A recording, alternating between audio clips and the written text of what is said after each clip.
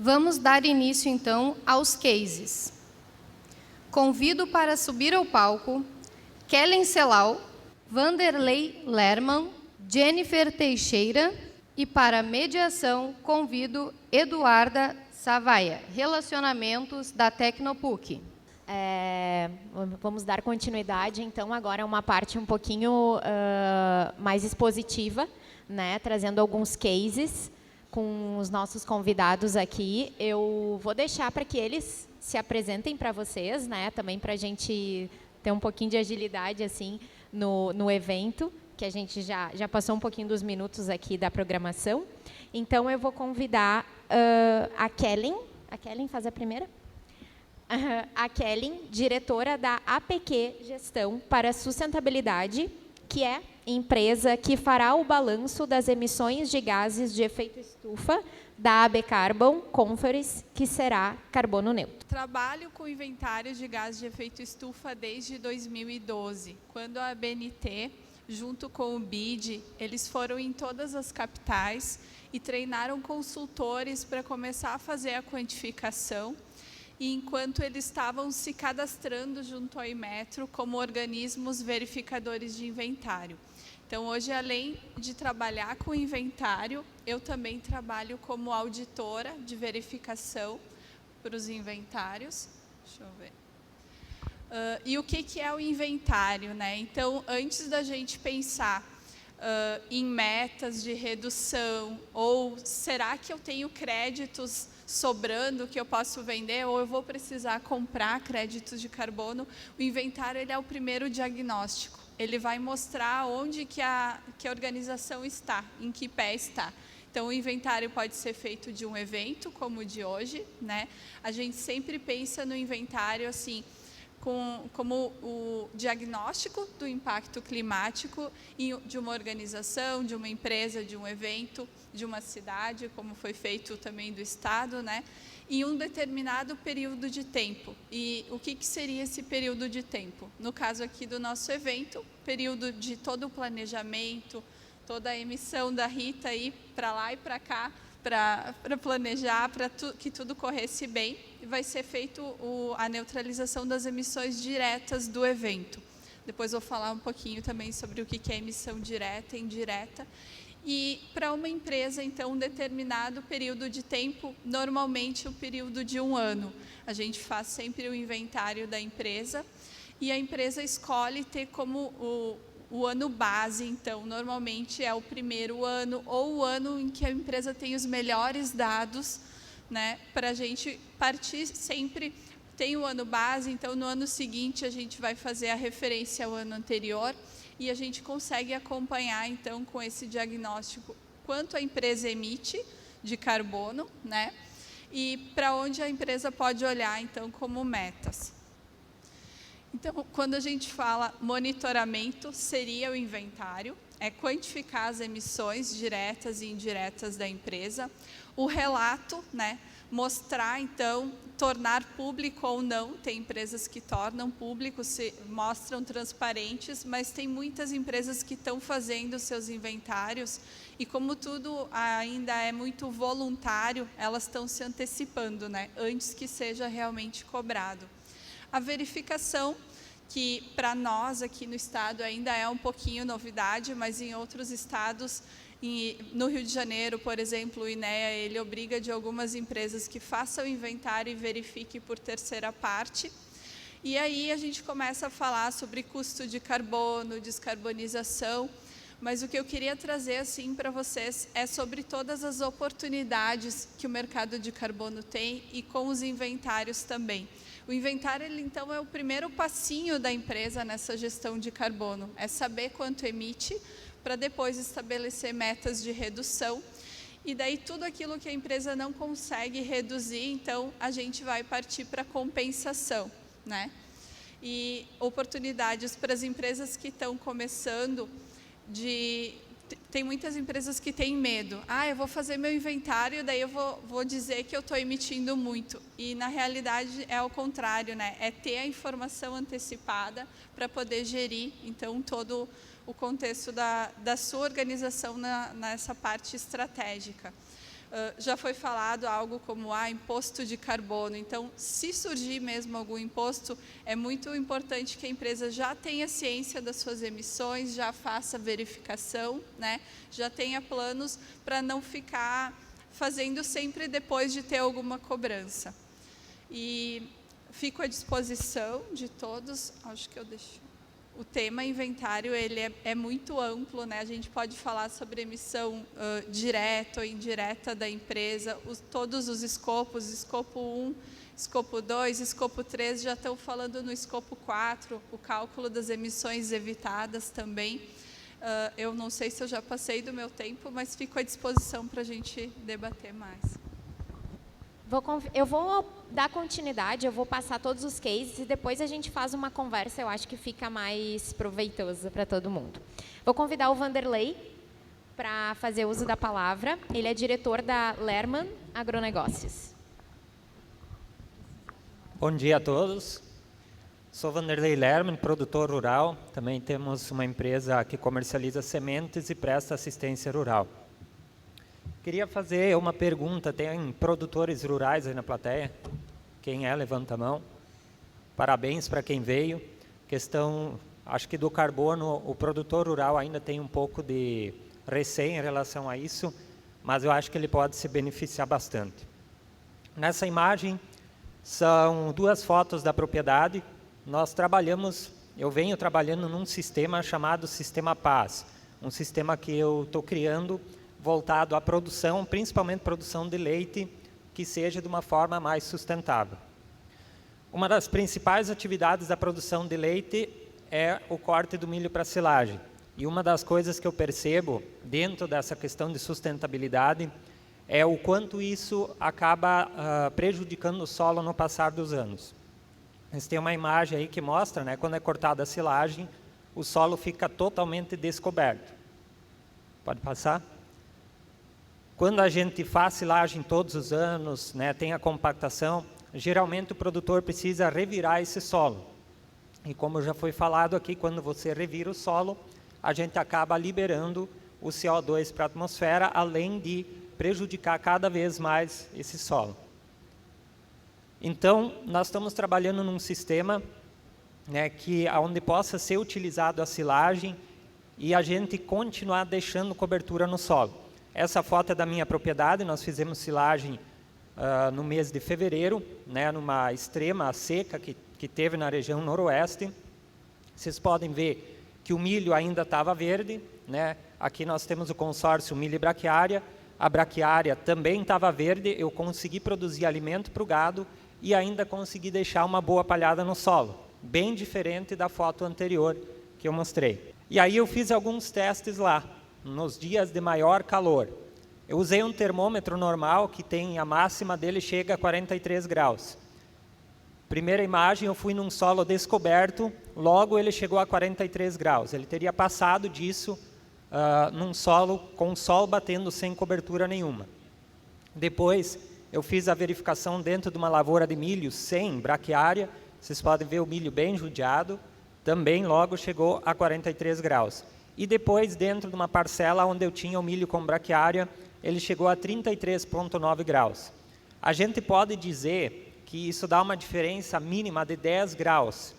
O que vocês acham? 10 graus de diferença é pouco ou é bastante? É bastante, né?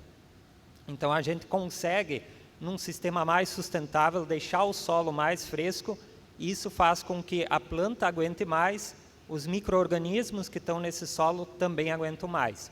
E uma das premissas para a gente ter a captação do carbono é melhorar a estrutura de solo, matéria orgânica e os micro-organismos. Porque o carbono no solo ele serve como um combustível para o carro, para esses micro-organismos. O carbono é o combustível do micro-organismo para ele conseguir trabalhar, melhorar o solo, usar os nutrientes e deixar esses nutrientes disponíveis para as plantas depois. Depois foi feito o milho, com a braquiária foi feita silagem, eu usei essa área para o gado, e depois eu fiz só o corte da braquiária para silagem. E olha a cobertura de solo que eu ainda consegui ter nessa área, todo o solo coberto.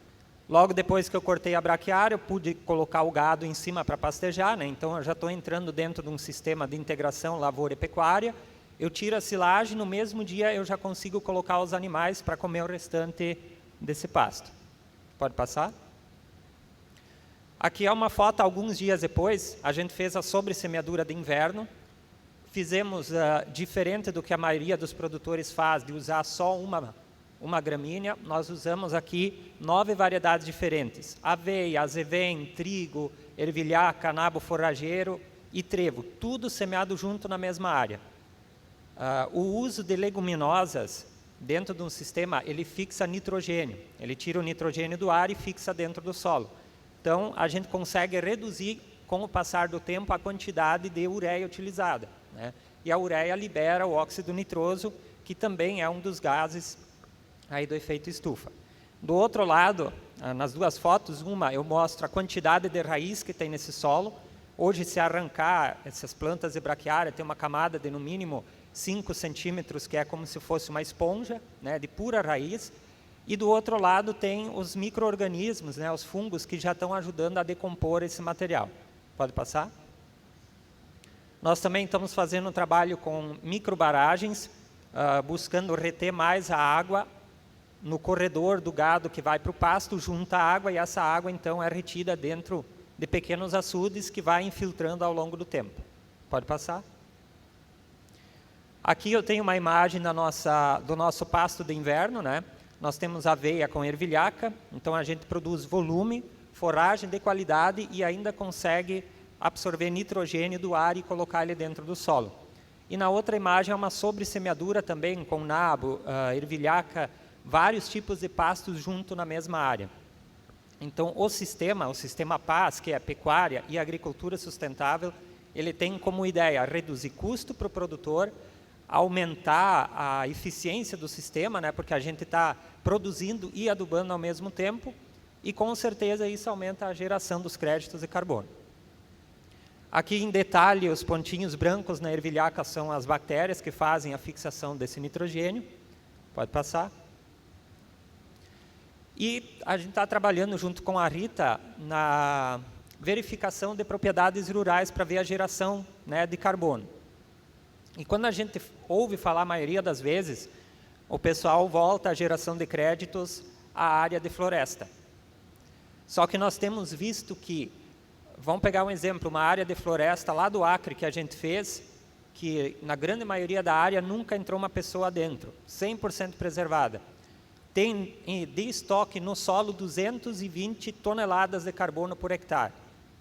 Essa imagem é uma área de um cliente nosso que faz uma agricultura sustentável, com rotação de culturas, cobertura de solo, tem gado na área também. Essa aqui gerou 198 toneladas por hectare. Então, quando a gente avalia uma agricultura sustentável e uma área de floresta preservada em questão de estoque de carbono no solo, elas são muito parecidas. Então, eu acho que nós, como agricultura e agricultura sustentável, nós temos um potencial gigantesco para tirar o gás, né, o CO2 da atmosfera, prender ele no solo, fazendo o sistema correto. E aqui, então, uma foto que eu tirei essa semana, né? Nós fizemos silagem em fevereiro, nessa área, e a partir de lá ficou gado, foi feita silagem, a gente continuou com o gado, agora já temos pastagem de inverno junto, a pastagem de verão produzindo, e o próximo passo vai ser o novo plantio do milho depois, onde vai ser dessecado toda essa área, vai ficar uma cobertura fantástica de palha por cima e muita raiz no solo. E aí o sistema vai ser feito novamente. Então, ao longo dos anos, a gente reduz a necessidade de fertilizante, reduz o revolvimento do solo, que aqui vai ser praticamente zero, né? Consegue trabalhar gado, consegue trabalhar lavoura, tudo dentro de um mesmo sistema. É o sistema PAS, agricultura, pecuária e agricultura sustentáveis, dentro daquele tripé que a secretária do Meio Ambiente mostrou antes, né? Não adianta a gente só pensar em preservar, nós temos que preservar e produzir, né? Se a gente transformar a lavoura tudo em mata, nós não vamos ter alimento.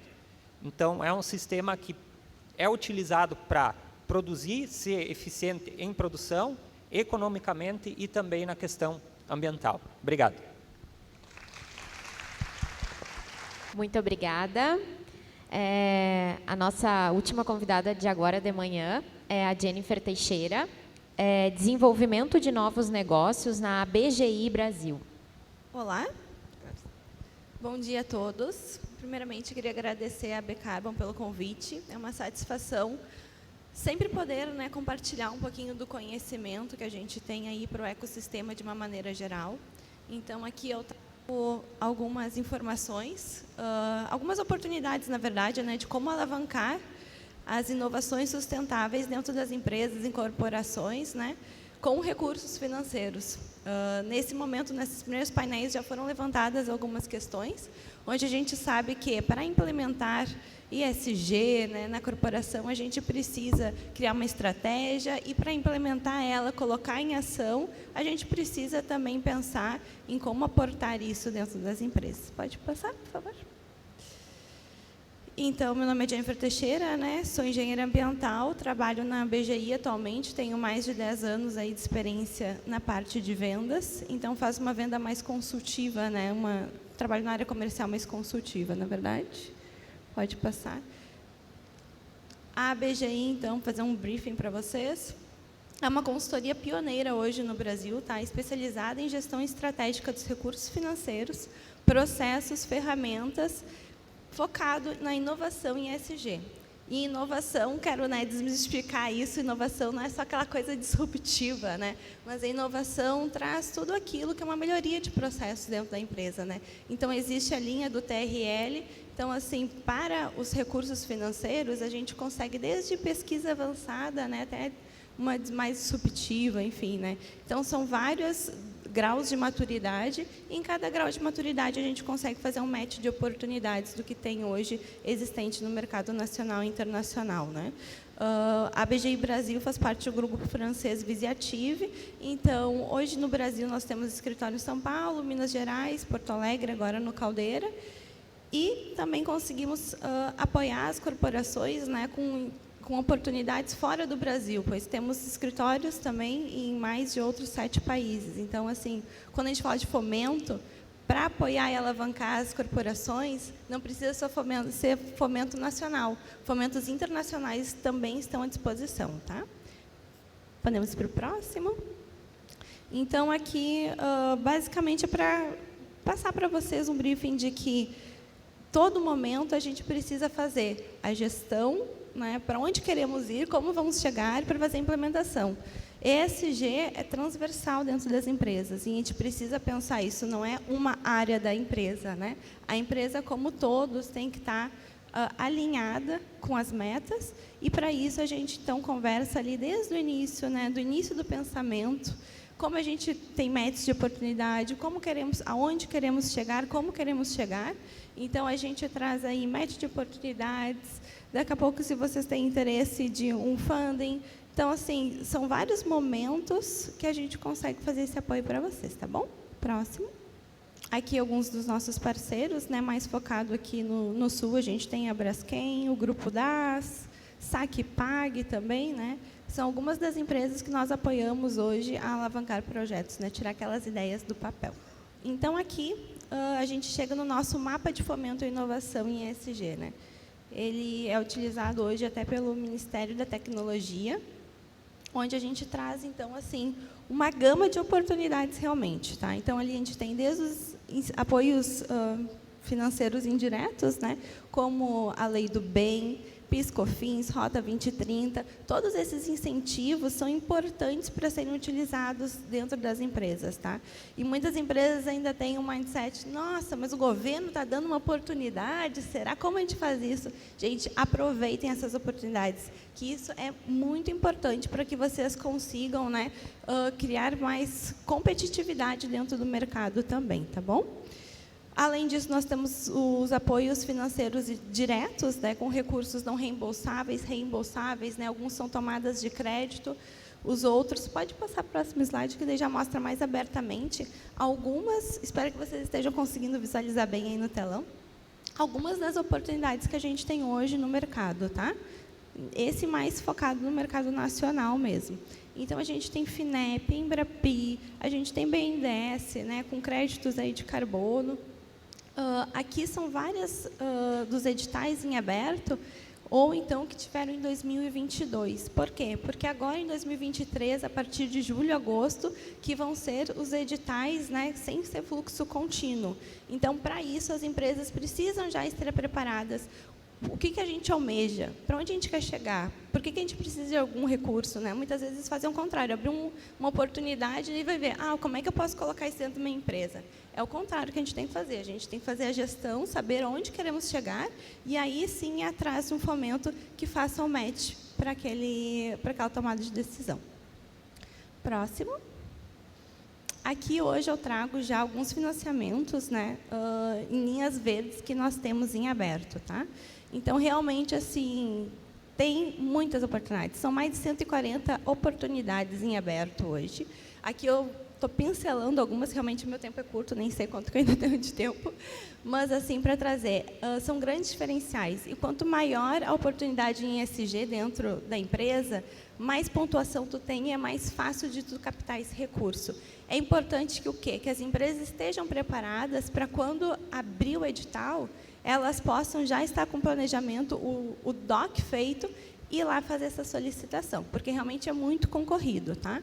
Mas aí vocês podem notar, né, que tem muitas coisas, energias renováveis, biocombustíveis, né, áreas degradadas. E como eu falei, isso a gente consegue fazer captar recursos desde aquela parte de pesquisa até mais avançado, né? Próximo. Aqui eu deixei em aberto para vocês, trouxe uma união aí da Embrapi e BNDES, que é o Inova Mais, que é um edital que está em fluxo contínuo, então está sempre aberto, tá? É de abrangência nacional, e ele traz ali, né, para cada temática a gente tem um valor específico, né? A gente tem ali economia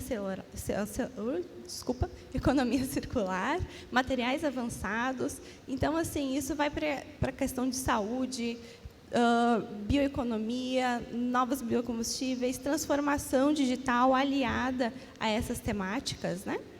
Próximo. Aqui, então, alguns cases, né, que a gente trouxe, que a gente conseguiu, utilizando recursos, né, apoiar essas empresas. Então, substituição de caldeiras industriais a gás por caldeiras elétricas, né?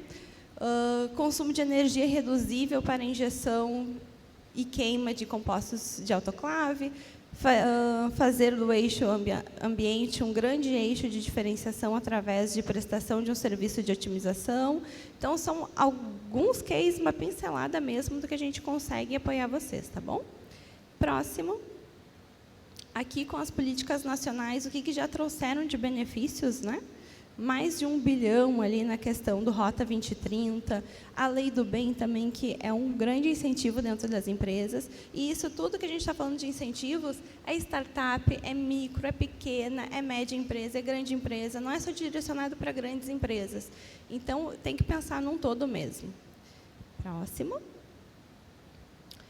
Aqui a gente tem alguns conteúdos dentro do nosso site, YouTube, redes, enfim, nas nossas mídias sociais, para que vocês também se empoderem desses conteúdos, né? Saibam como pesquisar, porque a nossa intenção é essa, é compartilhar com o ecossistema o que há de oportunidades, tá bom? Então, fica aí disponível para vocês, depois também vou compartilhar a apresentação para que vocês possam olhar com mais detalhamento. Próximo, já estou no fim, que eu acho que já passei do horário, né? E aqui, então, a gente faz uma mesa redonda caso as empresas, né, as corporações tenham interesse em conduzir, né? Ai, Jennifer, não sei como a gente faz isso, né, internamente, a gente precisa de um norte. A gente consegue apoiar vocês também para que vocês tenham resultados e tenham um entendimento de como realizar essa mudança internamente. Próximo. E aqui fica meu contato, então, espero que eu tenha conseguido transmitir, e foi rapidinho, 5 minutos, né? Mas espero que eu tenha conseguido transmitir para vocês que, sim, há muitas oportunidades hoje para que vocês possam alavancar as temáticas ESG dentro das empresas, tá bom? Obrigada. Obrigada. A gente vai fazer uma rodada de perguntas e eu vou começar, mas quem da plateia, se quiser perguntar, se tiver questionamentos, levanta a mão e a gente faz aí o pessoal me ajuda. Eu vou começar contigo, Kelly.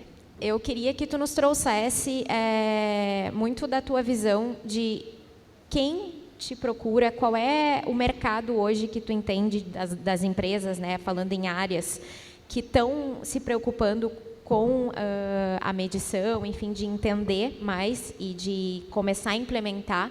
Se tu vê se tem um setor prioritário que está puxando mais isso, que está mais preocupado, ou ainda não tem, está muito, né, com um de cada, assim, não está priorizando, e em que região tu vê isso acontecer, né? Rio Grande do Sul, Rio de Janeiro tu citou, e tem incentivos fiscais também já lá, né, aprovados por Câmara, a coisa já está um pouquinho mais avançada, mas também olhando para o Rio Grande do Sul, né, se já estão te procurando, como é que está esse movimento do mercado? Sim. Os clientes que a gente atende aqui no estado, a maioria ou é o investidor da empresa que já está cobrando, né? Estou investindo na tua empresa, o que está sendo feito em relação ao posicionamento, né, quanto à mudança climática, ou uma empresa grande que faz o seu inventário e dentro do escopo 3 dela, que é a emissão indireta, ela começa a observar que os fornecedores também têm, né, o seu impacto, ela começa a cobrar, então, de outras empresas menores. Então, a gente atende grandes empresas, mas os pequenos também. E também, eu tinha esquecido de falar antes, é bom observar que o SEBRAE, aqui no nosso estado, ele subsidia uma parte do valor do inventário para as pequenas e médias empresas. Então, dentro do portal Únio do SEBRAE tem essa possibilidade. Então, tem algumas empresas maiores que elas também estão, na qualificação do fornecedor, eles estão colocando uma pontuação maior para aquele fornecedor que já faz o seu inventário. Então, muitas empresas pequenas, por mais que elas não tenham uma cobrança legal ainda, né, ou da parte ambiental, elas começam a colocar na estratégia. Quero fornecer para aquela empresa, eu sei que eu tenho que fazer o meu inventário, ele é o primeiro passo, né? Então, acaba sendo bem variado, dependendo do estado, ou é cobrança ambiental mesmo, atrelado à licença ambiental, ou para quem exporta também, dependendo do país, precisa ter o inventário, ou para almejar novos mercados mesmo. Obrigada. Pode ser, acho que para os dois, para os três, na verdade, né? Mas tu mencionaste aí direto, primeiro, e aí complementa, que vocês estão aqui presentes no Caldeira, né?